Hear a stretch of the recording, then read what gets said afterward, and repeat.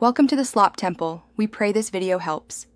In this video, I will explain how to use an upper lip hair removal machine. First, ensure your skin is perfectly clean and completely dry, free from any creams or makeup. It is crucial to trim any longer hairs down to about 1 millimeter to allow the device to work effectively. Remember to always perform a small patch test on your skin 48 hours beforehand to check for any sensitivities.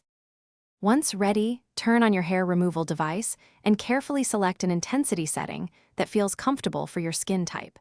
Gently place the treatment window flat against your upper lip, ensuring full contact with your skin. Press the activation button, then slowly glide the device over the area you wish to treat. Overlap each pass by approximately 1/4 to ensure you cover every spot effectively and achieve thorough results. After your session, gently soothe your skin by applying a non-comedogenic moisturizer or pure aloe vera gel, which helps calm any mild redness. It's very important to avoid direct sunlight on the treated area for at least 24 hours. Always use a sun protection factor of 30 or higher when going outside. Remember to clean the device's treatment window with a soft, dry cloth after every use and store it properly for longevity. For the best long-term results, maintain a consistent treatment schedule, typically every 2 to 4 weeks.